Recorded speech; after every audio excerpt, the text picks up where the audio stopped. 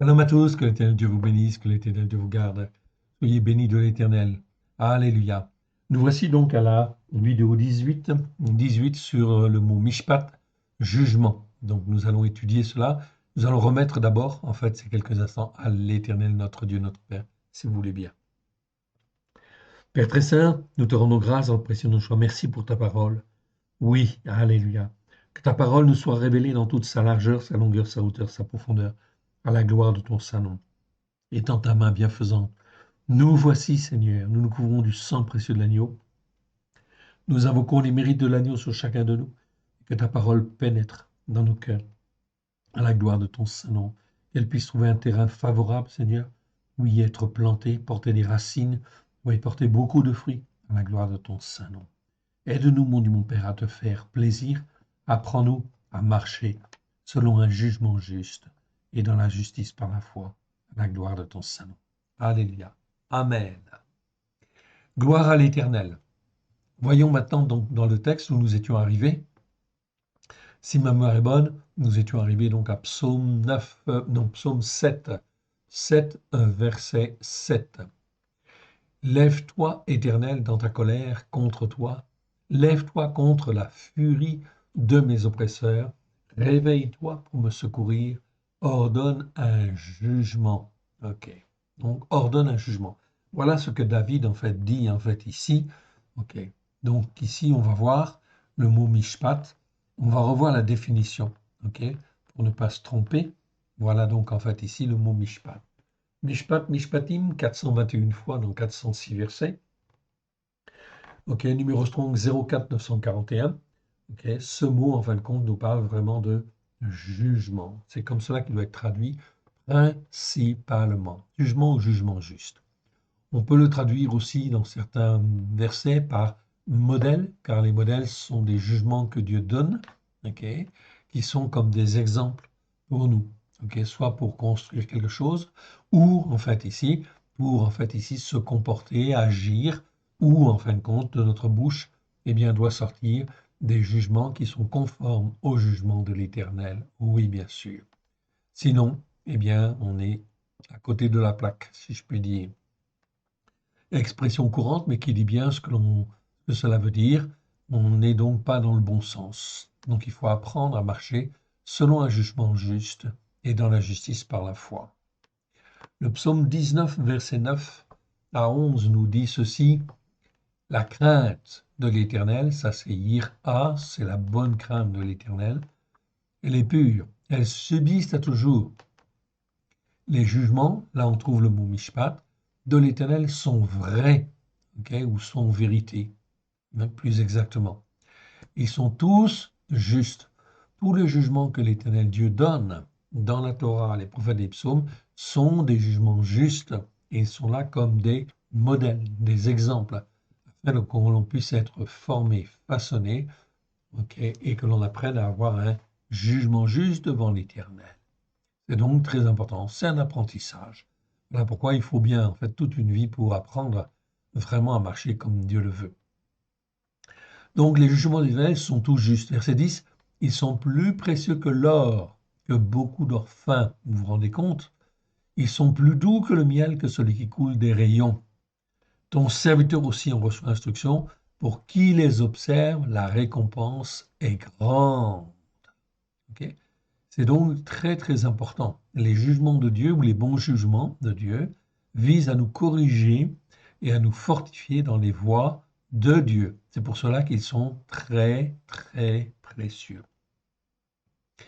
L'Éternel dans le psaume 25, versets 8 à 9 nous dit, ok, l'Éternel est bon et droit, c'est pourquoi il montre aux pécheurs la voie. Il conduit les humbles dans le jugement juste et il enseigne aux humbles sa voie.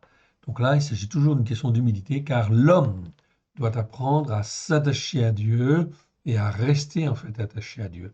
Donc il y a toujours une question d'humilité, bien sûr, pour rester en fait attaché à Dieu. Et dans ce cas-là, l'Éternel Dieu nous aide, nous forme, nous façonne. Psaume 112, versets 5 à 8 nous dit Heureux l'homme. L'homme ici, c'est le mot ish, comme vous le voyez ici apparaître à l'écran. Ok. Il y a plusieurs mots pour dire homme. Adam, Enoch, Ish, Geber. Chacun de ces mots a en fait une signification différente. On le verra. On les verra dans le détail. Heureux l'homme. Ish, c'est toujours l'homme qui s'attache à Dieu et qui reste attaché à Dieu, ou censé en fait rester attaché à Dieu. Heureux l'homme qui exerce la miséricorde et qui prête, qui règle sa parole d'après un jugement juste. Mishpat. Très important. Verset 6. Car il ne chancelle jamais. La mémoire du juste dure toujours. Il ne craint point les mauvaises nouvelles. Donc ça, c'est très important, surtout dans les temps qui viennent, où il va y avoir beaucoup de troubles à droite et à gauche. Eh bien, pour ne pas être en fait ici déstabilisé, eh bien, il vaut mieux être dans les jugements justes de l'Éternel, afin de ne pas être déstabilisé, car l'Éternel Dieu est en travail. Il ne craint point les mauvaises nouvelles, son cœur est ferme, confiant en l'Éternel. Ok, les jugements justes, eh bien, en fin de compte, Dieu choisit les hommes. Exactement de la même manière, il nous choisit les uns et les autres afin que nous puissions exercer un jugement juste et marcher selon la justice par la foi. Regardez ce qui est dit en fait d'Abraham. Genèse 18, 19. Car je l'ai choisi, est-elle dit d'Abraham, je l'ai choisi, afin qu'il ordonne à ses fils et à sa maison après lui de garder la voie de l'Éternel en pratiquant la justice par la foi, tzedaka, et le jugement juste. Et qu'ainsi l'Éternel accomplisse en faveur d'Abraham les promesses qu'il lui a faites.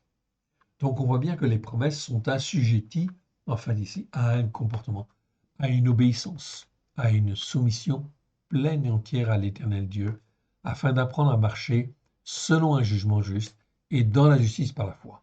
Nous avons fait des vidéos là-dessus. Je vous renvoie donc à ces vidéos. OK. Je remets un petit peu d'ordre, je diminue en fait ici. OK. Ma remarque, ma note. OK. OK, très bien. Ça ira comme ça. Et je reviens en fin de compte dans le psaume 7. Psaume 7, verset 7. Et on va lire à partir du verset 1. Pour mieux comprendre en fait le contexte. Ce contexte, il est très important. Pourquoi? Pour, en fait, ici, savoir comment on doit se comporter dans les temps qui viennent, qui vont être des temps difficiles, très, très, très difficiles. Alors, c'est une complainte de David, ok, chantée à l'Éternel au sujet de Couche, le Benjamite. Donc, l'Éternel, Éternel, mon Élohim, David dit, Éternel, mon Élohim, je cherche en toi mon refuge, sauve-moi de tous mes persécuteurs et délivre-moi. Donc David, okay, homme de foi, okay, eh bien effectivement était sujet aussi en fait à des attaques, bien sûr.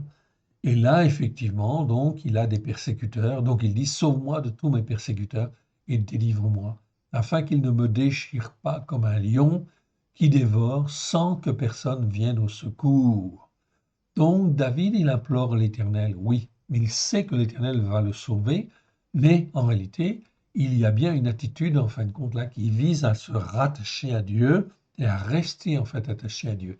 C'est exactement ce que nous devons faire en toutes circonstances.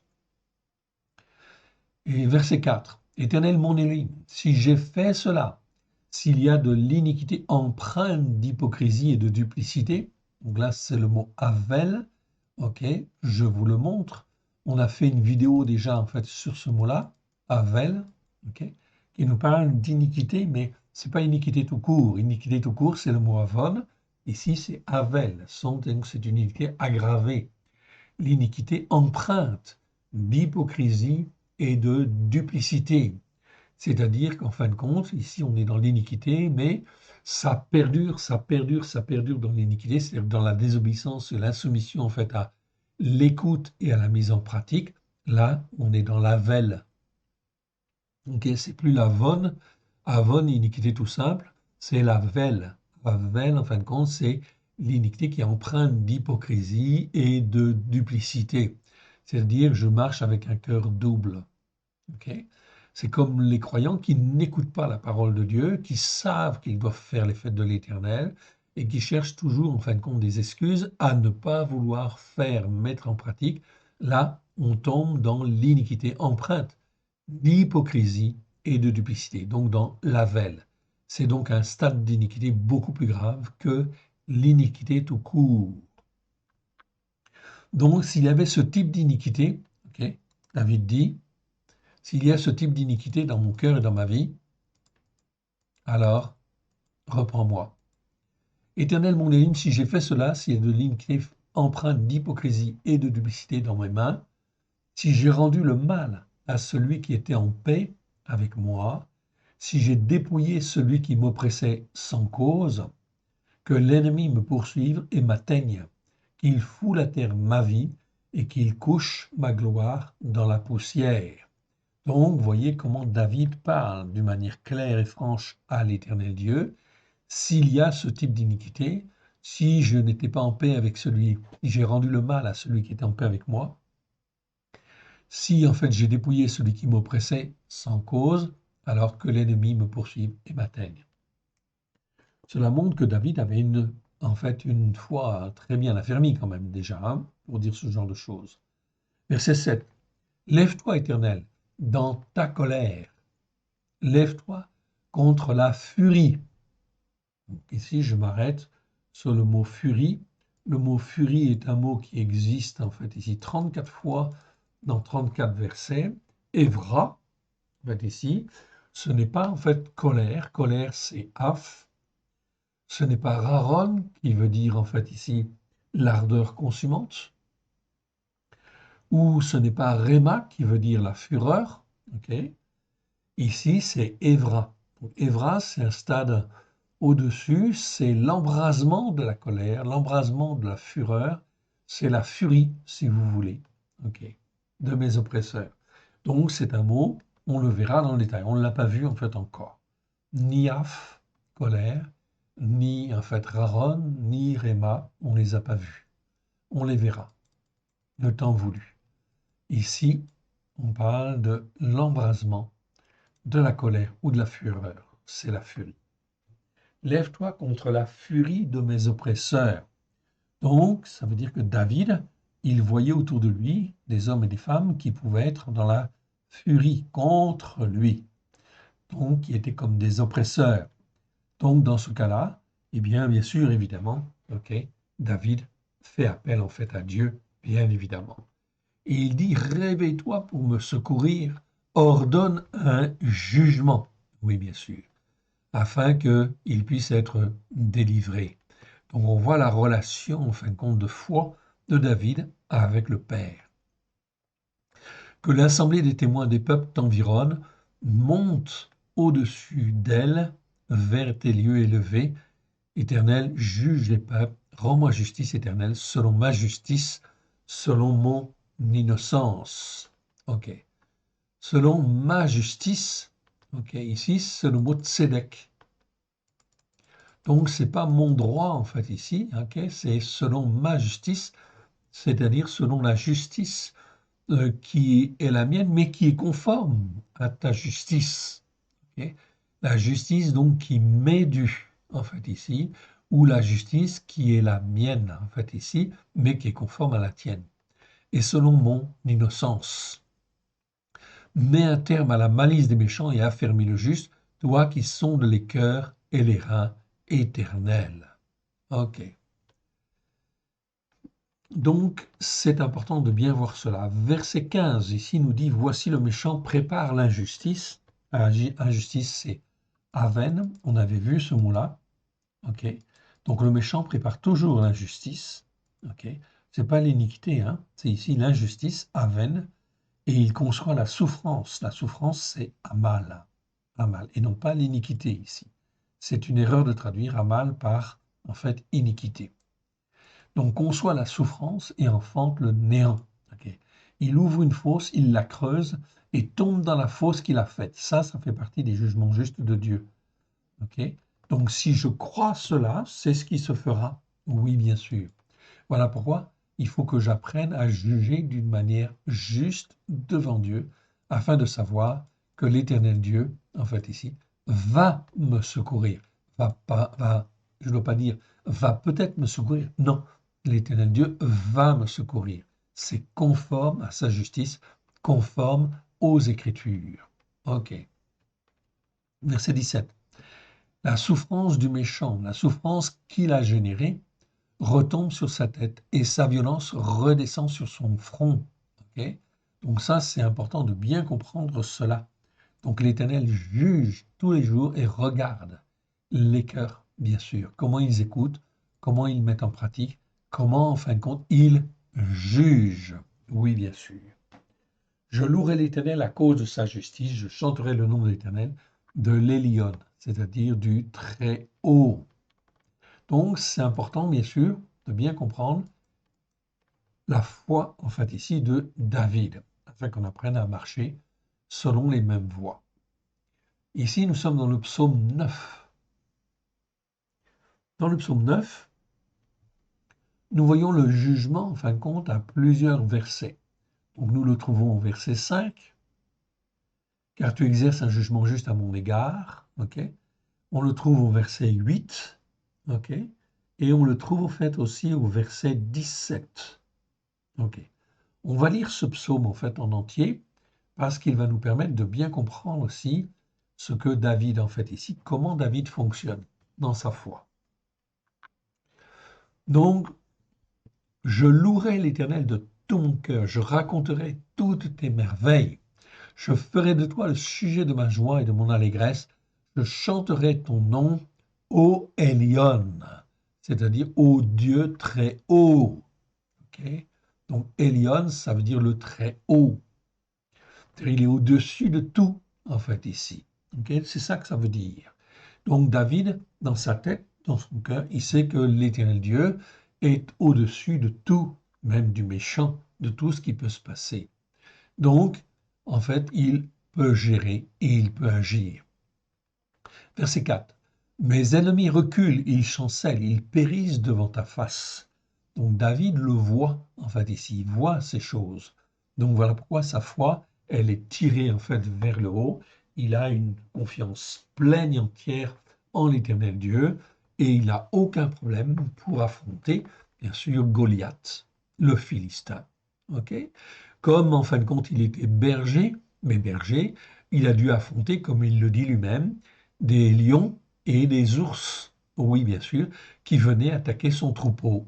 Mais il avait confiance en l'Éternel et bien évidemment, donc, il a exercé sa foi. Sa foi a été éprouvée.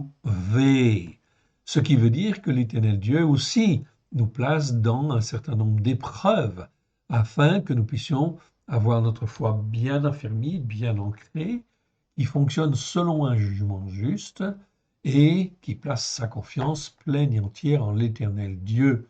Ce qui est important, c'est la relation entre le croyant et Dieu, entre David et Dieu, entre le croyant et Dieu. Plus cette relation est établie, okay, est incontestable, dans ce cas-là, la foi du croyant va être élevé, oui bien sûr, et il n'aura plus rien à craindre. Ça ne veut pas dire qu'il fait n'importe quoi. Le croyant n'a pas à faire n'importe quoi, à aller dans un combat qui n'est pas son combat, que l'Éternel n'a pas voulu, en réalité. Car l'Éternel gère tout, en fait, ici, tous les méchants sur la terre et tous les bons. Donc, résultat des courses, l'Éternel Dieu permet en fait aux méchants de grandir pour qu'ils soient effectivement forts, okay, pour différentes raisons, non seulement pour permettre des épreuves, mais aussi, en fait aussi, pour amener les jugements en fin de compte de Dieu, tout simplement, okay, sur la terre. Donc c'est très important d'apprendre à avoir un jugement juste. Verset 5, okay, car tu exerces un jugement juste à mon égard.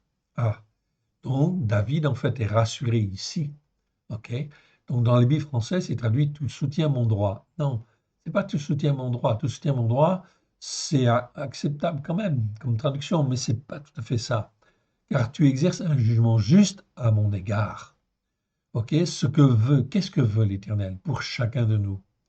Eh bien, c'est que nous apprenions à marcher selon un jugement juste, c'est-à-dire que notre foi soit tirer vers le haut et qu'on s'attache toujours à l'Éternel, quelles que soient les circonstances, afin que notre foi soit affermie, inébranlable, et que l'on n'ait peur de rien.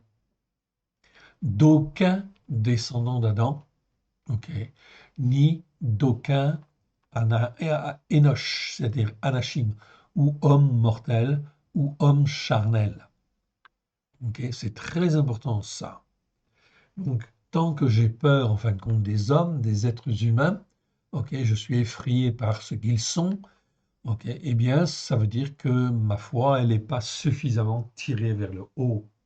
Donc, l'Éternel Dieu va la travailler, va s'en occuper.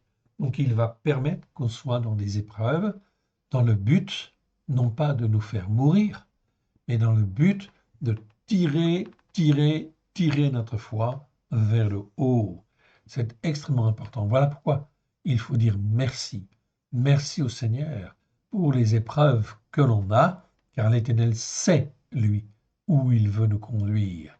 Et il ne veut pas nous conduire dans l'enfer ou dans les ténèbres. Non, au travers de Christ, il nous a rachetés, il a payé le prix de la rançon au travers du sang de l'agneau. Donc, résultat des courses, il nous lave, il nous purifie, il nous sanctifie pour que nous apprenions à marcher dans la foi. Car tu exerces un jugement juste à mon égard et affermis ma cause. Tu sièges sur ton trône en juste juge. Verset 6.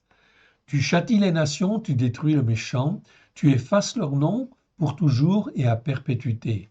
Voilà ce qui est important de bien comprendre dans le jugement juste, c'est que l'Éternel efface leur nom, les noms du méchant, et il châtie les nations. Donc l'Éternel n'a pas fini, bien sûr. Ça fait 2000 ans que Yeshua est venu, que le sang de l'agneau a coulé, et le sang de l'agneau a coulé afin de racheter tout descendant d'Adam, qui, en fait, ici, veut bien se repentir et s'attacher à Dieu. Je dis bien tout descendant d'Adam, et je ne dis pas seulement les Juifs ou seulement les chrétiens, non, tout descendant d'Adam. Car tu exerces un jugement juste à mon égard, tu affirmes ma cause, et tu sièges sur ton trône en juste juge. Tu châties les nations, tu détruis le méchant. L'Éternel Dieu, en fin de compte ici, détruit les méchants. Oui, bien sûr. Le méchant peut grandir, peut se fortifier, etc. Mais en fin de compte, il y a un moment donné, c'est terminé pour lui. Et en fin de compte, Dieu efface leur nom pour toujours et à perpétuité. Plus d'ennemis, des ruines éternelles, des villes que tu as renversées, leur souvenir est anéanti. Verset 8. L'Éternel règne à jamais. Il a dressé son trône pour le jugement. Pour le jugement ou le jugement juste, comme on veut. Il juge le monde avec justice. Oui, bien sûr. Il n'y a aucune injustice en fait en Dieu. Il juge le monde avec justice. Il juge les peuples avec droiture. Ici, c'est bien le mot droiture, c'est le mot méchard. Éternel, verset 10, est un refuge pour l'opprimé, un refuge au temps de la détresse, oppressante qui amène l'angoisse. Très important ce mot-là, j'en avais en fin de compte déjà un peu parlé, et en fin de compte, je vais le répéter en fait ici. Le mot tsara en fait ici, nous parle de détresse.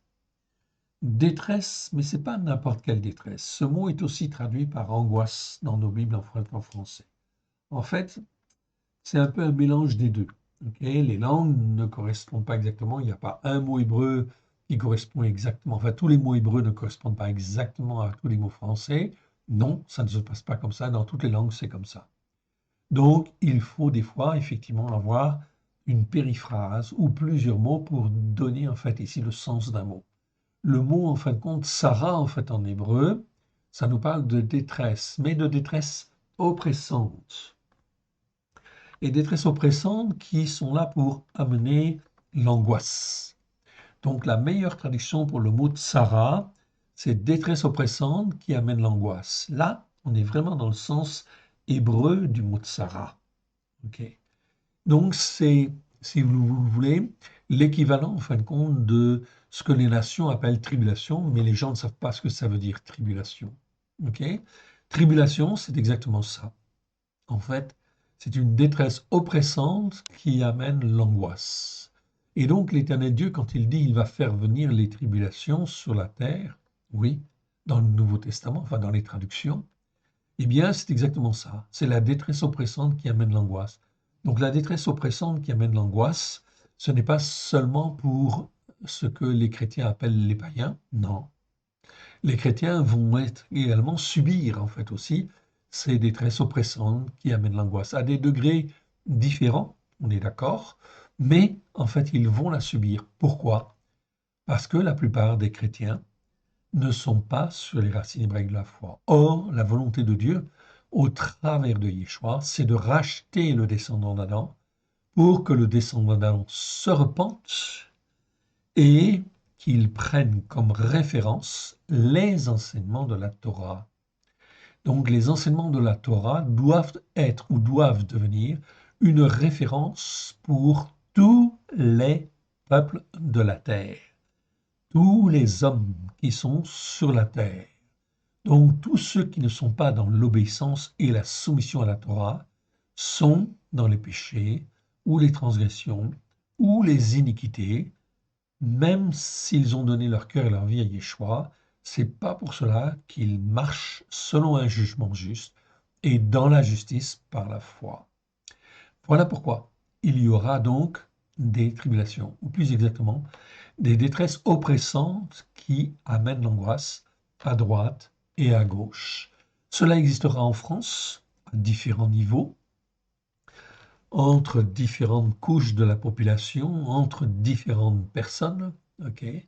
Ça existera en Allemagne, ça existera en Angleterre, dans tous les pays du monde, et aussi, en fait, des tensions oppressantes qui amènent l'angoisse entre un pays et un autre pays, ok, ou entre, comment dire, un peuple et un autre peuple. De la même manière que vous voyez en ce moment, en fait, ici, les détresses oppressantes qui ont existé à cause du terrorisme, à cause du Hamas, eh bien, c'est exactement cela, en fait, ici. Ok. Donc, c'est une forme de détresse oppressante qui amène l'angoisse. Alors, en fin de compte, il faut que l'Éternel Dieu l'élimine, oui, bien sûr, ou, en fin de compte, que les hommes, en fait, ici, eh bien, puissent le faire, aient la capacité de le faire. Et c'est l'Éternel Dieu qui la donne directement ou indirectement. Il est le maître, en fait, ici, de toutes les nations sur la terre. Et il n'y a pas un descendant d'Adam qui ne maîtrise sa destinée. L'Écriture le dit. Aucun descendant d'Adam n'a la maîtrise de sa voix, en fait, ici. OK. C'est l'Éternel Dieu qui domine, qui influence et qui joue. L'ennemi, en fait, est là, oui, bien sûr, et on a le choix, soit, en fin de compte, de laisser Dieu, en fait, agir, Elohim, le Dieu créateur du ciel et de la terre, d'agir dans nos cœurs, dans nos vies, soit c'est l'ennemi de nos âmes qui, en fait, ici, domine, oui, bien sûr, et qui domine méchamment, bien évidemment. Méchamment contre, en fait, ici, tout ce qui peut être une représentation, en fin de compte, de Dieu sur la terre. Et Israël, bien sûr, est appelé depuis, en fait, Abraham, bien évidemment. OK. Donc, Israël a une mission particulière sur la terre, parmi les nations, parmi tous les peuples. Donc, on peut dire, on peut affirmer que Israël ne sera jamais, jamais détruite, oui, bien sûr, car l'Éternel Dieu veille. Et l'Éternel Dieu, au travers de cela, juge toutes les nations, tous les peuples, à savoir est-ce qu'ils sont pour en fait Israël ou contre Israël. C'est comme si l'on disait ici, est-ce que je suis pour l'Éternel ou contre l'Éternel? Eh bien, effectivement, les hommes et les nations prennent position au jour d'aujourd'hui, et donc il y a des jugements qui se font, et donc il y a des malédictions qui sont à venir, oui, bien sûr. Donc les détresses oppressantes qui amènent l'angoisse, notamment le terrorisme, par exemple, c'est une forme de détresse oppressante qui amène l'angoisse. Eh bien, effectivement, ce sont des choses qui vont se développer dans tous les pays, qui n'ont pas effectivement soutenu en fait Israël à des degrés différents. Oui, bien sûr. Dans les détresses oppressantes qui amènent l'angoisse, bien sûr, il y a aussi en fait les incendies, oui, il y a aussi les tempêtes, il y a aussi les inondations, il y a aussi toutes ces choses-là qui, en fin de compte, amènent des détresses oppressantes, qui amènent l'angoisse, notamment aussi les désordres en fait économiques dus en fait à la sécheresse, dus aux inondations, dus à tout un certain nombre de choses qui font que toutes différentes formes de détresse oppressante vont venir. Oui, bien sûr. Tout cela dans le but d'amener les jugements de Dieu, mais toujours des jugements qui sont là pour amener les uns et les autres à la repentance. Car l'Éternel Dieu dit, même dans Ézéchiel chapitre 33, il dit que l'Éternel Dieu ne veut même pas la mort du méchant.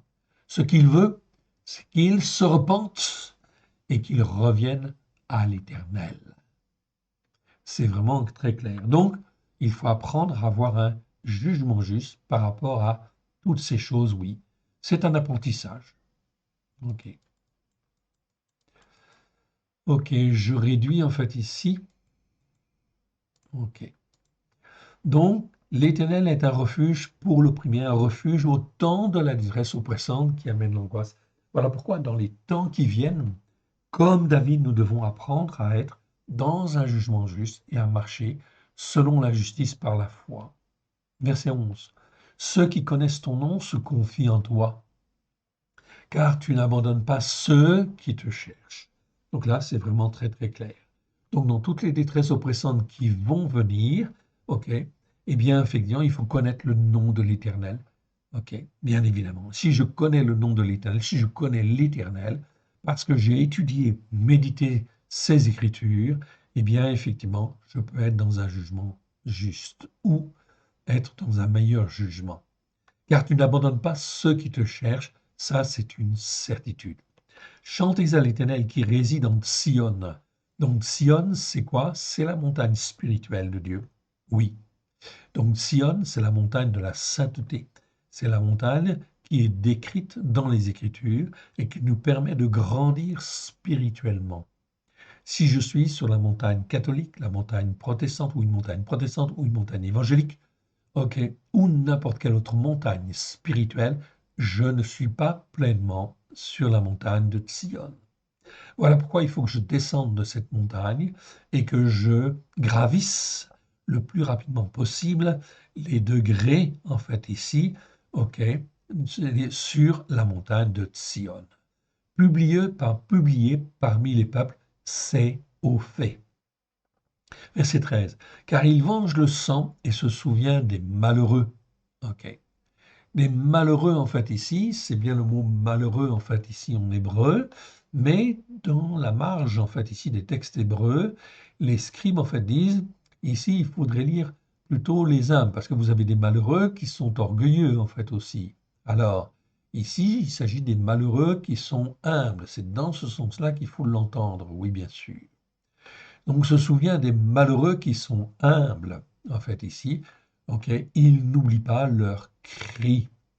Verset 14, « Aie pitié de moi, Éternel, vois la misère où me réduisent mes ennemis, enlève-moi des portes de la mort, afin que je publie toutes tes louanges dans les portes de la fille de Sion. » La fille de Sion, c'est qui la fille de Sion?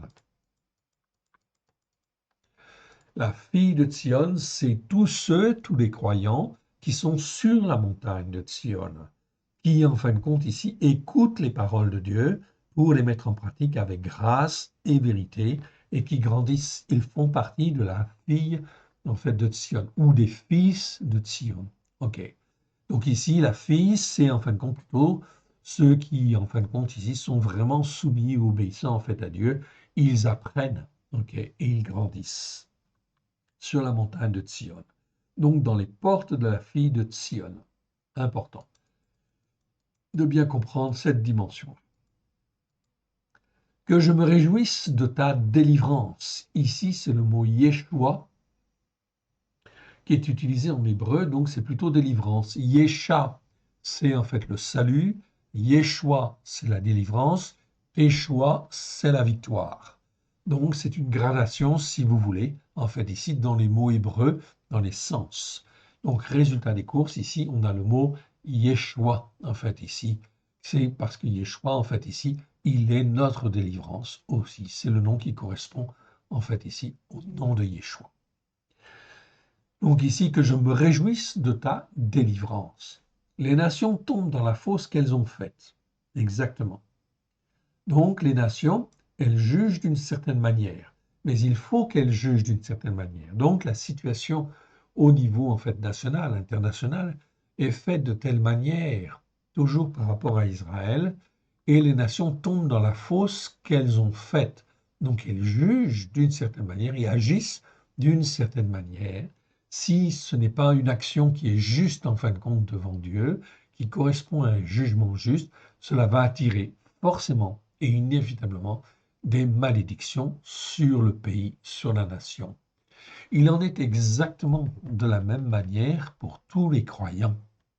Ok, ils tombent dans la fosse qu'ils ont fait, leur pied se prend au filet qu'ils ont caché, si jamais ils ont des jugements qui sont erronés, qui sont faux, qui ne sont pas justes. Verset 17. L'Éternel se montre, il rend un jugement juste, il enlace le méchant. Ok, regardez bien ce verset-là. Il enlace le méchant dans l'œuvre de ses mains. Donc là, le méchant va subir les conséquences de l'œuvre de ses mains, c'est-à-dire de tous les jugements qu'il a opérés, qui n'étaient pas bons et qui lui ont fait faire ceci ou qui lui ont fait faire cela. Ok, il enlace le méchant dans l'œuvre de ses mains. Ok. C'est donc très important de bien comprendre ça. Voilà pourquoi l'Éternel Dieu espère que nous soyons bien ancrés sur les racines hébraïques de la foi, afin de bien écouter ce qu'il dit et d'apprendre en fait à marcher selon un jugement juste, évidemment, et selon la justice par la foi. Verset 18. Les méchants se tournent vers le séjour des morts, toutes les nations qui oublient Dieu. Ok, donc ici, vous voyez bien ici les jugements de Dieu qui s'opèrent aujourd'hui. Les méchants se tournent vers le séjour des morts, toujours. Ok. Et toutes les nations qui oublient Dieu. Donc ça veut dire en fin de compte que tout le monde il n'est pas beau, tout le monde il n'est pas gentil sur la terre. Ok. Quelle est la notion de prochain en fait ici? Est-ce que les méchants en fait ici sont en fin de compte mon prochain? Non, c'est pas mon ami et c'est pas mon prochain. Selon les Écritures, c'est très clair. Au contraire, l'Éternel Dieu dit en fait non, tu n'invites pas chez toi l'étranger idolâtre, tu n'invites pas chez toi l'étranger qui est hostile. Ok, non, absolument pas. Ok, et tu ne manges pas et tu ne fais pas alliance en fait avec eux. Par contre, l'étranger qui n'est pas hostile, qui n'est pas idolâtre, celui-là, tu peux l'inviter au Shabbat, tu peux l'inviter chez toi. Celui-là, c'est ton prochain. C'est celui que tu vois, ok, qui est ton voisin, mais qui n'est pas hostile, qui n'est pas idolâtre, bien sûr, et qu'il n'est pas méchant, il ne se comporte pas méchamment. Donc, il faut bien apprendre, en fin de compte, à, en fait, ici, revoir sa copie, si je puis dire, car l'éducation chrétienne dans nos sociétés, en fait, nous indique que le prochain, bah, c'est tous ceux que tu vois. Okay. Or, tous ceux que tu vois ne sont pas forcément gentils. Même en fin de compte, ils peuvent devenir gentils, on est bien d'accord. Mais l'écriture, en fin de compte, est très claire. Il faut être prudent, en fait, ici. Verset 19. Car l'indigent n'est point oublié à jamais. Ok. L'indigence, c'est le pauvre, c'est le malheureux, mais celui qui est plus malheureux que le malheureux, en fait, ici. Ok. Donc ici, c'est en fait un mot, c'est le mot éveillon. Éveillon, c'est vraiment le pauvre des pauvres. Car l'indigent n'est point oublié à jamais. L'espérance des humbles, c'est-à-dire des anavim, ce que je vous disais tout à l'heure, ok, c'est pas anim, c'est anavim, ne périt pas à toujours. Dès qu'il y a de l'humilité, dès qu'il y a de la repentance, l'Éternel Dieu regarde, sonde les cœurs, sonde les reins et ramène en fait à lui, si en fait ici les hommes veulent écouter. et mettre en pratique. Verset 20. Lève-toi, ô Éternel, que l'homme mortel ne triomphe pas, que les nations soient jugées devant ta face. Ah, très intéressant. En fait, ici, nous avons un mot, okay, le mot homme mortel. Dans nos Bibles, c'est traduit simplement par homme. Je vous montre le mot. Ici, c'est le mot Enoch. Donc, pour dire le mot homme, vous avez 4 mots, en fait, ici en hébreu principalement. Hein, je dis bien principalement.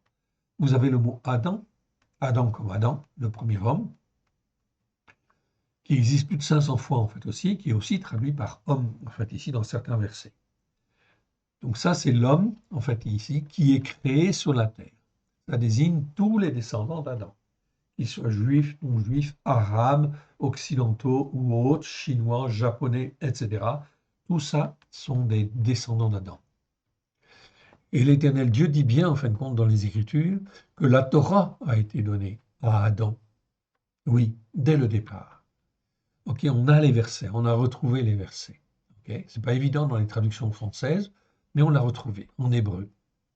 Donc effectivement, Adam en fait avait reçu la Torah. Oui, bien sûr. Ok. Et effectivement, donc tous les descendants d'Adam en fait ici ont connu en fait la Torah, mais ça ne veut pas dire qu'ils ont écouté. La preuve, ok, la méchanceté était telle en fait ici sur la terre que le déluge en fait est venu. Mais Noé, lui, il avait écouté en fait Adam, les enseignements qu'Adam en fait avait transmis et il l'avait mis en pratique. Il était juste et intègre. Voilà pourquoi il a été sauvé du déluge. Mais tous les autres hommes, en fait ici, les autres descendants d'Adam, eh bien, sont morts en fin de compte dans le déluge. C'étaient des hommes mortels. Vous avez le mot Enoch en fait ici, à l'écran. Ce sont les hommes mortels, les hommes qui périssent, les hommes qui ne croient pas en Dieu, qui n'écoutent pas Dieu, okay, ou qui ne veulent pas l'écouter. Ce sont des Enoch, tout simplement. Donc, un descendant, il peut rester un descendant d'Adam, okay, mais il ne va pas aller loin. Okay, il peut devenir un Enoch, il peut devenir en fait aussi un Ish, il peut devenir un Géber. Alors, je m'explique. Descendant d'Adam, c'est Adam. Okay, Adam. L'homme mortel, c'est Enoch, c'est l'homme qui périt, l'homme qui a une fin. Il n'y a pas d'éternité chez lui. Okay, ça, c'est impossible. Donc, si les hommes continuent à se comporter comme des hommes mortels, ils vont périr. Et ils périront. Okay, mais il n'y a pas d'éternité pour eux. Okay. Ensuite, vous avez le troisième mot, c'est le mot Ish. Ish, c'est l'homme intelligent. L'homme censé s'attacher à Dieu et rester attaché à Dieu. C'est l'homme qui, en fait, se forme ou est formable, mais il ne se forme pas forcément bien. Okay, en général, il est destiné à être bien formé, mais il n'écoute pas forcément comme il faut.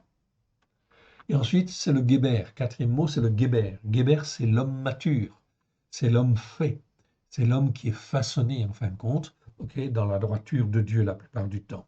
Okay. Okay, je dis bien la plupart du temps, dans la très grande majorité des cas, c'est l'homme façonné, l'homme fait.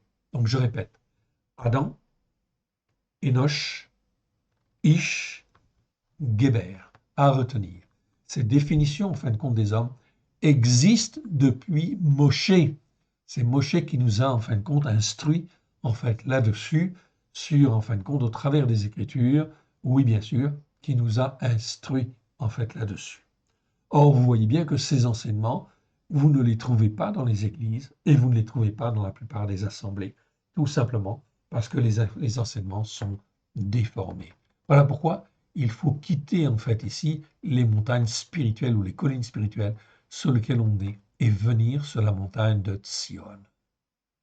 David dit bien ici, lève-toi ô Éternel, que l'homme mortel, donc on a vérifié, on a fait tous ces versets, hein, les 529 versets ici où le mot Enoch existe, on l'a fait, bien évidemment, dans le détail, un par un. Ça demande un peu de temps, mais c'est d'une richesse absolument fabuleuse. Ok. Donc Enoch, c'est l'homme qui périt, c'est l'homme mortel. Donc nous le traduirons toujours par homme mortel, ok, pratiquement tout le temps, pour le distinguer du mot Ish et du distinguer du mot Adam. Ok, parce que vous avez des versets qui parlent à la fois du descendant d'Adam et de Enoch, de l'homme mortel. Lève-toi, ô Éternel, que l'homme mortel ne triomphe pas, que les nations soient jugées devant ta face. Frappe-les d'épouvante, ô Éternel, que les peuples sachent qu'ils ne sont que des hommes mortels, c'est-à-dire des hommes qui périssent. Anachim, en fait, ici, tout simplement. C'est le pluriel de Enoch. C'est donc très important d'apprendre, en fin de compte, à marcher comme Dieu le veut. Donc, c'est exactement la même chose quand on a donné notre cœur et notre vie à Jésus. Si je me comporte comme n'importe quel descendant d'Adam, je ne vais pas aller loin. Si je me comporte comme un Enoch, un homme qui périt, eh ben, ma survie, en fin de compte, spirituelle, en fait, est très compromise. Si je me comporte comme un Ish, okay, j'ai la capacité de grandir, de m'attacher à Dieu et, en fin de compte, de recevoir des jugements justes et d'apprendre à marcher selon la justice par la foi. Et je peux devenir un Geber, c'est-à-dire un homme mature, un homme fait, bien évidemment. Donc, vous voyez, spirituellement, en fait, ici, les Écritures nous enseignent très clairement, en fait, ici, sur la croissance spirituelle, bien sûr, des uns et des autres, pourvu que l'on écoute et pourvu que l'on mette en pratique. OK. J'espère que j'étais assez clair, en fait, là-dessus, sur tous ces éléments-là. Allons, si vous voulez bien, au verset suivant. Et nous arrivons, en fin de compte, ici, dans le psaume 10. Le psaume 10, chapitre 10, et c'est le verset 5 qui nous intéresse. Ses voies réussissent en tout temps, ses jugements sont trop élevés pour l'atteindre, il souffle contre tous ses oppresseurs, etc. Bon, ici on parle du méchant. Dans ce psaume, David nous parle du méchant. Et c'est important de bien comprendre le comportement du méchant. Et pourquoi l'Éternel, en fait, ici, permet qu'il subsiste sur la terre. Donc, mon prochain, ce n'est pas n'importe qui. Si l'Éternel, en fait, permet qu'un méchant, en fait, ici, existe ou subsiste, il va toujours essayer de le rattraper. Mais ce méchant-là, ce n'est pas mon prochain. C'est-à-dire que je ne peux pas me comporter, en fait, avec lui comme je me comporterais avec un ami ou un vrai prochain, un frère en Christ, si je puis dire. Regardez bien, en fait, ici, ce que David dit sur le méchant. Pourquoi, l'Éternel, te tiens-tu éloigné? Pourquoi te caches-tu au temps de la détresse oppressante qui amène l'angoisse? Donc ici, on parle de la détresse oppressante qui amène l'angoisse. C'est toujours le mot de Sarah. Donc David a vécu ce genre de choses. A vécu, en fin de compte, des moments de détresse oppressante. Okay? C'est le mot de Sarah que l'on a vu tout à l'heure. Okay? Et donc, en fait, dans ces moments de détresse oppressante, cela veut dire qu'il y a des méchants sur la terre, oui, ou dans les environnements. Okay? David, en fait, ici, l'a connu. Alors, voyons ce que David, en fin de compte, dit et comment, en fait, il juge. Pourquoi, Éternel, te tiens-tu éloigné? Pourquoi te caches-tu au temps de la détresse oppressante qui amène l'angoisse? Parfois, David aurait voulu être secouru tout de suite, etc., mais ce n'était pas le cas. Verset 2. Le méchant dans son orgueil poursuit les malheureux. Ils sont victimes des trames qu'il a conçues, car le méchant se glorifie de sa convoitise et le ravisseur outrage, méprise l'Éternel. Le méchant dit avec arrogance, il ne punit pas, il n'y a point d'Élohim, voici tous ces mauvais desseins. Donc le méchant, en fin de compte, ici, va avoir l'impression qu'il, en fin de compte, ici, est le seul et qu'il n'y a pas de Dieu, en fait, au-dessus de lui. Donc il va continuer dans sa méchanceté et dans sa perversion, quelque part. Donc il va se pervertir de plus en plus, etc. Donc cet homme-là, ce n'est pas un prochain. Je dois faire attention à ne pas être sur sa route, oui bien sûr, et faire preuve de bon jugement, oui bien sûr. Verset 5. Ses voies réussissent en tout temps. Tes jugements sont trop élevés pour l'atteindre. Il souffle contre tous ses oppresseurs. Donc David dit que les jugements de Dieu, en fait ici, sont trop élevés pour qu'il puisse comprendre. Oui, bien sûr, il ne comprend pas. Okay? Il souffle contre tous ses oppresseurs. Verset 6, il dit en son cœur, je ne chancelle pas, je suis pour toujours à l'abri du malheur. Donc, ce qui fait qu'il ne se pose pas les bonnes questions et il va aller de pis en pis, en fait, ici, ok, de malheur en fait en malheur, et la méchanceté va s'accroître. Et l'Éternel Dieu va le permettre dans une certaine mesure, oui, bien sûr, ok, de manière à éventuellement en fait le racheter si possible. Mais ça, c'est Dieu qui sonde les cœurs, qui sonde les reins. Donc, il faut laisser Dieu travailler, oui, bien sûr, comme il lui convient. Verset 7. Sa bouche est pleine de serments, en ce qui concerne le méchant, de serments, de tromperies, de fraudes. Il a sous sa langue de la souffrance et de l'injustice à veine. On avait vu le mot à veine, j'ai fait des vidéos là-dessus. Ok, je ne reviens pas en fin de compte dessus. Vous pouvez donc le retrouver et regarder les vidéos. Ce mot-là ne doit jamais être traduit par iniquité. On n'est pas dans l'iniquité ici. On est dans l'injustice, la veine. Donc, quand les hommes sont dans l'injustice et persévèrent dans l'injustice, ce n'est jamais ton prochain. Tu ne lui tends pas la main, sauf si l'Éternel te dit de le faire. Ok, c'est très important. Donc, sa bouche est pleine de serments, de tromperies, de fraudes. Il a sous sa langue de la souffrance et de l'injustice. Donc, voilà pourquoi il ne faut jamais faire alliance avec, effectivement, le méchant. Celui qui est un méchant. Okay. Au jour d'aujourd'hui, en fait, d'une manière générale, okay, on peut très bien dire que tous les régimes, okay, qui sont en fait pro, en fait, Hamas par exemple, eh bien, sont en fin de compte des régimes de méchants. Oui, bien sûr. Okay. L'Éternel Dieu permet qu'ils existent parce qu'ils ont effectivement un rôle en fait à jouer, okay, dans les jugements que l'Éternel Dieu va faire et dans les épreuves.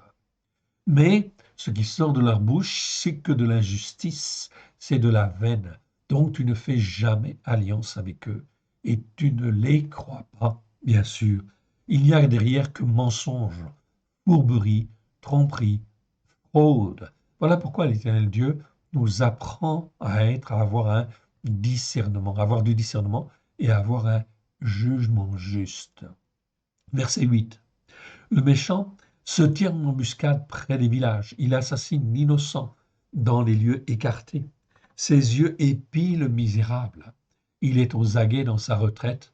Comme le lion dans sa tanière, il est aux aguets pour surprendre le malheureux. Il le surprend et l'attire dans son filet. Il se courbe, il se baisse, et les pauvres tombent dans ses griffes. Il dit en son cœur, Dieu oublie, il cache sa face, il ne regarde jamais.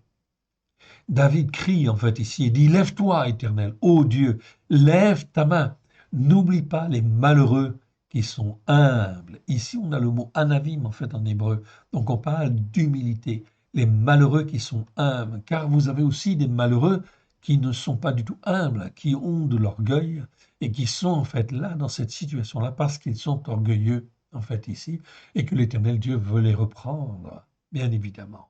N'oublie pas les malheureux qui sont humbles. Pourquoi le méchant méprise-t-il Elohim?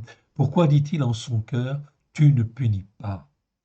Tu regardes cependant, et car tu vois la peine et la souffrance, pour prendre en main leur cause, c'est à toi que s'abandonne le pauvre, c'est toi qui viens en aide à l'orphelin. Tous ceux qui se tournent vers l'Éternel auront en fait une voie de salut, ont une voie de salut. Verset 15. Brise le bras du méchant, punis sa méchanceté, qu'il disparaisse à tes yeux.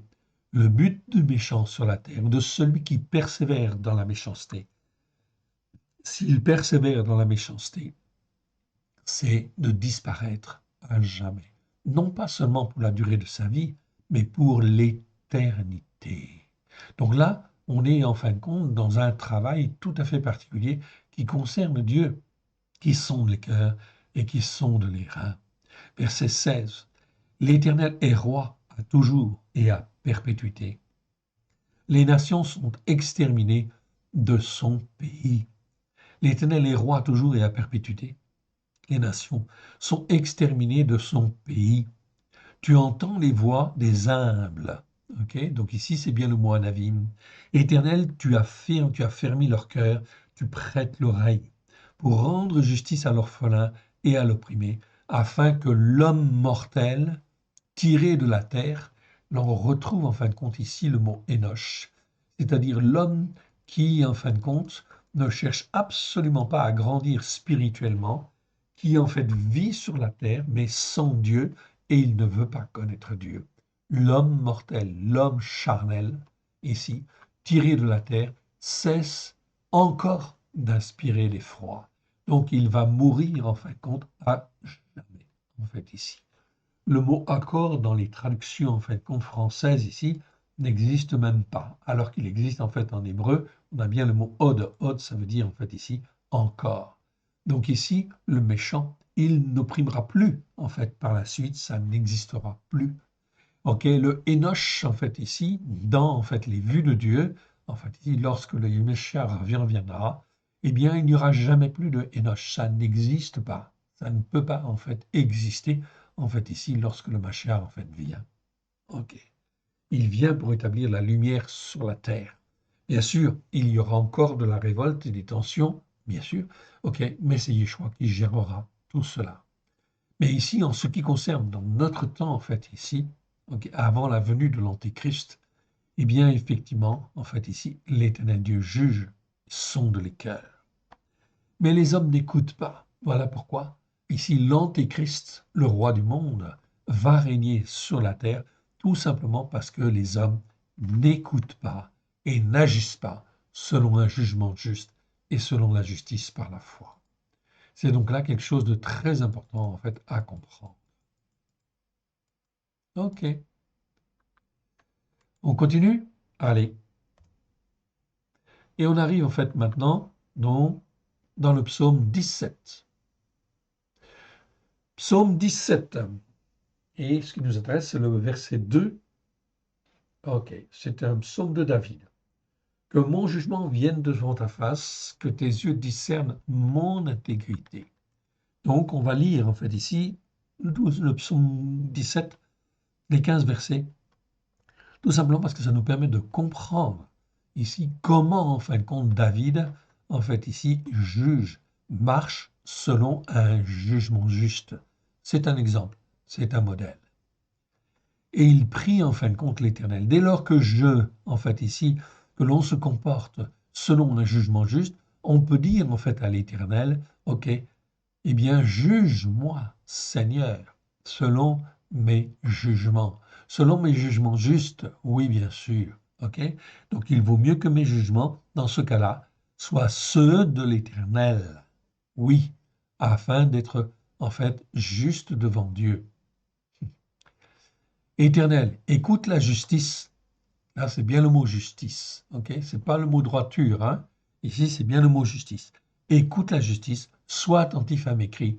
Prête l'oreille à ma prière. Faites avec des lèvres sans tromperie.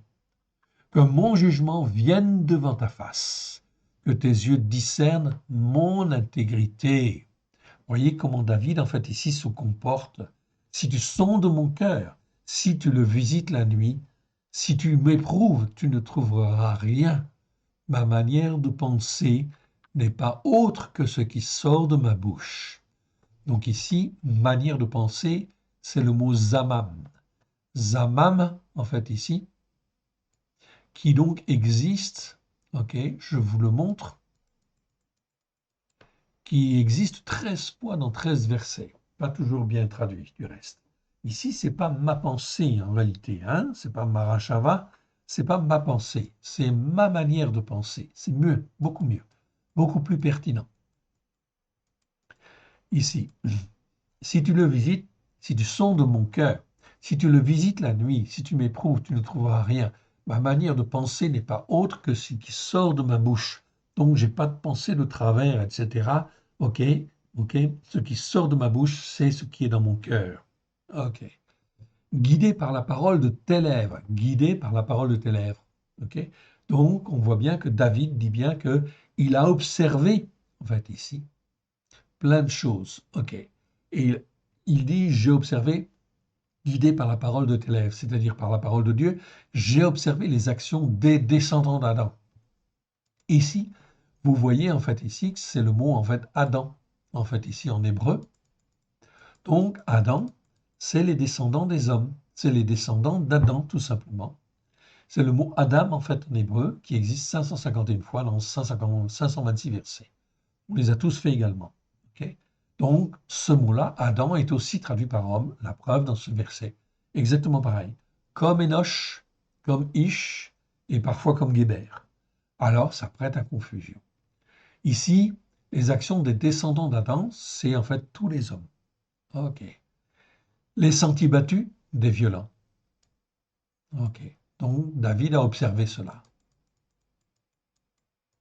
OK.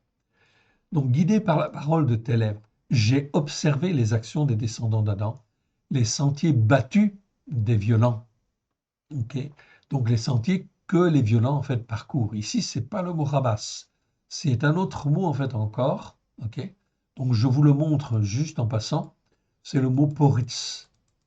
Okay. Poritz, ça nous parle de violent, mais violent au sens de féroce, de furieux, etc. OK. On reviendra là-dessus. N'insiste pas trop dessus, ça fera trop de mots sinon. OK. Donc ici, les sentiers des violents, OK, ou des furieux, comme vous voulez. Que mes pas soient fermes dans tes sentiers élevés. OK. Donc les sentiers élevés, c'est la compréhension élevée de la Torah, de toi, OK, de la Torah, les enseignements de Torah. Que mes pas, OK, soient fermes dans tes sentiers élevés, afin que mes pieds ne chancellent point, ni à droite, ni à gauche, en fait, ici. Donc c'est très important, on doit avoir le même comportement, en fait, ici, que David. C'est un exemple, c'est un modèle. Je t'ai invoqué car tu m'exauces, ô Dieu. Donc David n'a aucun doute. Il invoque Dieu et il sait que Dieu va lui répondre. Heureusement, car quand il se trouve en fin de compte devant un Goliath, ok, eh bien il vaut mieux en fin de compte qu'il ait de l'assurance. Ça va de soi. Je t'ai invoqué car tu m'exauces, ô Dieu. Incline vers moi ton oreille, écoute la parole que j'exprime. Montre tes bontés. Ici, c'est pas ta bonté tout simplement. Le mot est au pluriel. Okay? Donc, c'est tes bontés. Montre tes bontés. Toi qui sauves ceux qui cherchent en toi, qui cherchent un refuge en ta droite. La droite de l'Éternel, c'est qui? C'est Yeshua, bien évidemment. Et David, en fait, croyait bien sûr en la droite de l'Éternel, c'est-à-dire dans le salut que l'Éternel préparait. Oui, bien sûr, et qui était à venir. Mais dans la foi de David, c'est comme si c'était un présent en réalité. C'est comme si Yeshua était déjà mort. Dans la pensée de Dieu, Yeshua est déjà crucifié, son sang a déjà coulé et il est assis à la droite de l'Éternel. Ok, donc on est là dans les pensées hébraïques. C'est ça qui est très important de bien comprendre. Donc David, en fait, est pleinement dans la foi du Mashiach. Oui, évidemment. Toi qui sauves ceux qui cherchent un refuge en ta droite, contre ceux qui s'élèvent contre eux. Voilà pourquoi David était en fait très assuré et était un vaillant guerrier devant l'Éternel pour se battre contre le mal, en fait, ici. Voilà exactement pourquoi l'Éternel Dieu réveille en fait aussi ces choses, en fait, ici, car il faut que l'on soit comme des vaillants guerriers. Demain, en fin de compte, le conflit que nous avons aujourd'hui, que nous voyons entre Israël et le Hamas, c'est un conflit entre le bien et le mal, l'horreur, ok, entre l'Éternel Dieu et Satan. Les valeurs, en fin de compte, de l'Éternel, ok, et les valeurs de Satan. Okay. Les valeurs abominables, criminelles du Hamas, en fait, ici, sont là comme un exemple. C'est en fait, j'allais dire, comme un exercice. C'est une épreuve pour Israël. Et c'est une épreuve très difficile, oui, bien sûr. Mais cette épreuve, les nations vont la vivre, en fait, aussi, oui, bien sûr. Okay. Cela va venir et se répandre de par le monde, oui, tout simplement pourquoi? Parce que ça fait partie des jugements de l'Éternel. Et c'est là qu'il, en fait, aussi, éprouve les hommes pour savoir s'ils sont dans un jugement juste et qu'ils marchent dans la justice par la foi. Je t'ai invoqué car tu m'exauces, ô Dieu, incline vers moi ton oreille, écoute la parole que j'exprime, montre tes bontés, toi qui sauves ceux qui cherchent un refuge en ta droite, contre ceux qui s'élèvent contre eux. Garde-moi comme la prunelle de l'œil, dit David. Protège-moi à l'ombre de tes ailes. Verset 9. Contre les méchants qui m'ont persécuté, contre les ennemis qui assiègent mon âme. Donc David, en fin de compte, s'est retrouvé dans cette situation aussi délicate, en fait ici, où il était dans l'épreuve quelque part, mais l'Éternel ne l'a pas laissé là et ne veut pas le laisser là. De la même manière, nous pouvons être dans des épreuves. Tout cela, en fin de compte, il faut apprendre à dire merci, Seigneur, parce que tu m'éprouves, mais je place mon espérance en toi. Ma foi, que ma foi soit tirée vers le haut, car c'est en toi que j'espère. Tu es le Dieu de la vie. Amen. Et ça, c'est très important. Verset 10, ils ferment leurs entrailles, ils ont à la bouche des paroles hautaines. Ils sont sur nos pas, déjà ils nous entourent, ils nous épient pour nous terrasser. On dirait un lion avide déchiré, un jeune lion aux aguets dans son repère. C'est pas un lionceau comme disent certaines traductions. Non, un jeune lion, ok, qui est fougueux en fait ici et qui a envie d'attaquer, ok, aux aguets dans son repère. Verset 13, lève-toi, ô Éternel, marche à sa rencontre, renverse-le, fais-moi échapper du méchant par ton épée. Verset 14. Délivre-moi des hommes mauvais. Ok? Je vous donne en fait encore un autre mot en fait ici. Homme mauvais. C'est encore un autre mot en fin de compte qui existe dans les Écritures en fait en hébreu. Donc il y a 4 principaux mots, je vous les ai donnés en fait tout à l'heure. Adam, Enoch, Ish, Geber. Et vous pouvez avoir certaines particularités ici, comme le mot matim. Matim, en fait, ça existe 22 fois dans 21 versets. Ça nous parle d'hommes, mais d'hommes mauvais, en fait, ici, okay, en l'occurrence, dans ce verset. C'est homme mauvais au sens de géniteur du mal, okay, ou géniteur de la mort, en fait, ici. Okay. Donc, ça ne doit pas être traduit simplement par homme. Non, c'est une erreur. Donc ici, c'est ceux qui fomentent le mal, qui sont des serviteurs de Satan, des serviteurs de Bélial, et qui commentent, qui en fait génèrent en fait ici le mal sur la terre. Délivre-moi des hommes mauvais, des matim. Ok. Ok. Par ta main, ô Éternel, des hommes mauvais de ce monde. Ok. De ce monde. Donc vous voyez, dans le monde, en fait ici, il y a des hommes mauvais qui sont géniteurs du mal.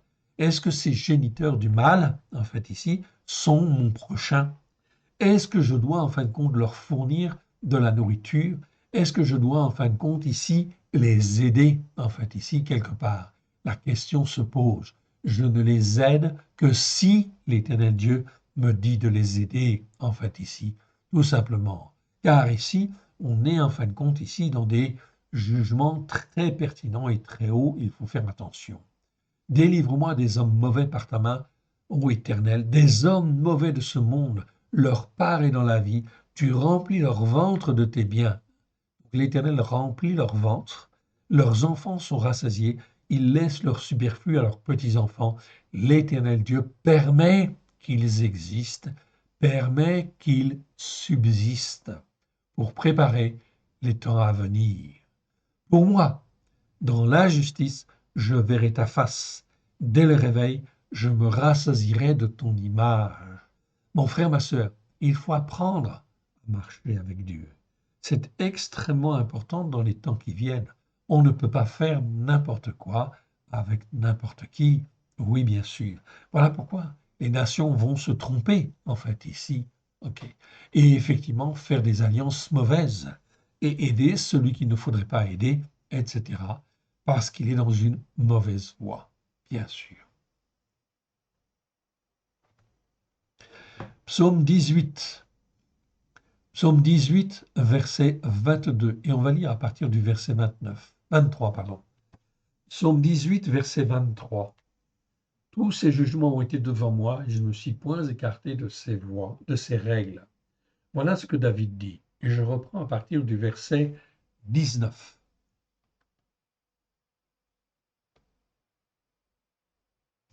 Même 18. Ok. Il me délivra de mon ennemi. C'est David qui parle. Donc je ne vais pas lire tout le psaume, vous pouvez le lire, il est très intéressant. Il me délivra de mon ennemi, c'est bien le mot ennemi ici, puissant, ok, de ceux qui me haïssent, car ils étaient plus forts que moi. Donc on peut rencontrer sur notre route des gens qui sont plus forts que nous. Ok, la seule manière en fin de compte d'échapper, bien évidemment, c'est l'Éternel Dieu. En Dieu, on peut placer sa, comment dire, sa confiance. Verset 19. Il m'avait surpris au jour où la main du malheur fut sur moi, mais l'Éternel fut mon appui. Ici, le mot utilisé, c'est le mot aide. Aide, qui est traduit en fin de compte, pas toujours très bien, ok, même souvent mal, par détresse tout simplement, parce que les traducteurs ne savaient pas comment le traduire. En fait, ici, le mot aide nous parle de la main du malheur qui est sur moi. La main du malheur, elle peut exister à un moment donné ou à un autre. Oui, bien sûr. OK? Et comment je vais me comporter? Je vous rappelle en fin de compte ici, OK, que j'ai subi en fait une opération, oui, à cœur ouvert, oui, bien sûr, 4 pontages. OK? Le malheur fut pour moi conséquence de mes péchés, de mes transgressions, de mes iniquités. Mais l'Éternel n'a pas voulu que je meure, que ma vie s'arrête là.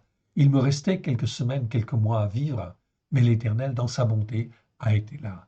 J'avais une pleine confiance en fait en l'Éternel quand en fait ici les médecins ont découvert ces choses-là, en fait ici, que j'avais 2 artères de bouchée sur 3 et la troisième en fin de compte ici dans un très très très mauvais état. Il me restait quelques semaines, quelques mois en fait à vivre. Mais l'Éternel n'a pas voulu que ma vie s'arrête là. Alors, en fait ici, la main du malheur était sur moi. Et l'ennemi, bien sûr, était là pour accuser, en fin de compte ici. Il m'avait surpris au jour de ma détresse, au jour où la main du malheur fut sur moi. Exactement ça. OK?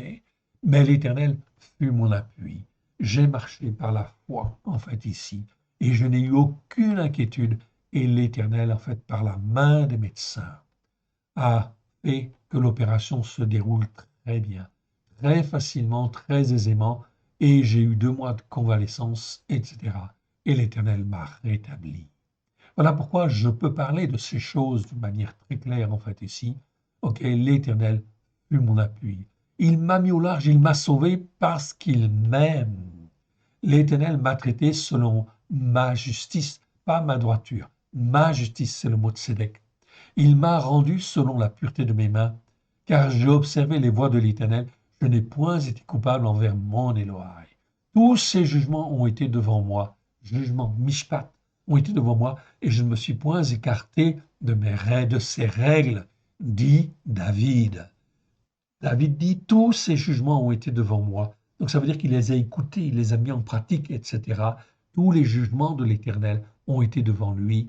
Et il dit, je ne me suis point écarté de ces règles. Okay? J'ai été intègre envers lui, je me suis tenu en garde contre mon iniquité. Ici, c'est le mot avon. Avon, c'est le mot iniquité. On a fait des vidéos là-dessus, je ne reviens pas dessus dans le détail. Okay? L'avon, c'est quoi? Eh bien, c'est tout ce qui n'est pas juste en fin de compte devant Dieu quelque part. Okay? Tout ce qui n'est pas conforme à l'écriture. Okay? Et qui fait que, en fait, cela nous entraîne au péché ou à la transgression. Okay. Si par exemple je ne fais pas le Shabbat ou je ne fais pas les fêtes de l'Éternel, je fais Noël par exemple, ça veut dire que l'iniquité qui est là, elle est grave. Elle est quand même à un niveau très important, ce qui fait que elle ne m'entraîne pas au péché, elle m'entraîne à la transgression. Ne pas faire le Shabbat, ce n'est pas un péché simplement, c'est une transgression. Ok, ne pas faire les fêtes de l'Éternel, c'est pas un péché seulement, c'est une transgression. Donc l'iniquité peut nous amener à faire des choses, en fait ici, qui sont graves, même quand je suis en fin de compte racheté par le sang de l'agneau. Voilà pourquoi quand je suis racheté par le sang de l'agneau, je ne peux plus me permettre d'être dans l'iniquité. Je dois en fait abandonner tout ce qui est péché et tout ce qui est transgression. Oui, bien sûr, si je veux que l'Éternel me garde dans les temps de malheur, dans les temps où la main du malheur sera sur moi. Très important. Donc, regardez en fin de compte ces vidéos, regardez-les encore si en fait vous avez besoin, mais il faut en fait les approfondir. Ok, c'est très important. Ok, Avon. Ok, je réduis encore un petit peu parce que je suis un petit peu trop grand. Voilà. est un petit peu trop grand en fait ici aussi. Ok, je diminue. Très bien. J'ai été intègre envers lui, je me suis tenu en garde contre mon iniquité. Aussi l'Éternel m'a rendu justice, selon la pureté de mes mains devant ses yeux. Avec celui qui est bon, tu te montres bon. Avec l'homme mature qui est intègre, tu agis selon son intégrité. Avec celui qui est pur, tu te montres pur. Avec le pervers, tu agis selon sa perversité. Tu sauves le peuple qui s'humilie et tu abaisses les regards hautains. C'est donc là quelque chose de très, très, très important, bien évidemment. OK. On continue? Allez. Et on arrive en fin de compte dans le psaume, en fin de compte, 19. 19, en fin de compte, que je vais garder pour la prochaine fois. Donc, psaume 19, verset 10. Donc, psaume 19, verset 10. Psaume 19, verset 10. Et on reprendra en fait là, tout simplement. OK. On va donc en fait terminer par une petite prière, en fait ici. Père très saint, nous te rendons grâce dans le précieux nom du choix. Merci pour ta parole merveilleuse, ta parole qui donne la vie. Nous te rendons grâce dans le précieux nom du choix. Père très saint, que tout ce qui n'est pas de toi, ok, soit rejeté dans les lieux arides. Que ce qui est de toi soit loin de grâce et de vérité, et que cela puisse trouver dans chacun de nos cœurs un terrain favorable, afin que ta semence puisse y germer, y produire les racines que toi tu veux, et que, en fait, ici, ces racines puissent nous permettre de grandir et de porter le fruit que toi tu veux, ou les fruits que toi tu veux, à la gloire de ton Saint-Nom. Aide-nous, mon Dieu, mon Père, à te faire plaisir. Nous te demandons pardon pour nos péchés, nos transgressions, nos iniquités, nos manquements, nos faiblesses, nos doutes, nos erreurs.